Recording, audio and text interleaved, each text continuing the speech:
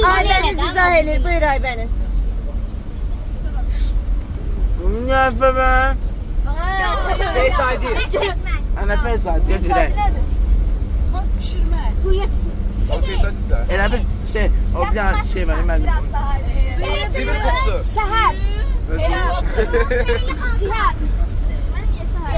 Aymen'le tanışmak yok bir dakika. Kabaktaşlarla tanışıyor.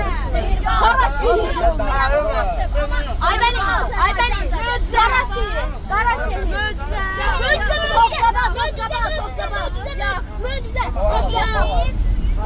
Sehirlerin Azerbaycan kapısına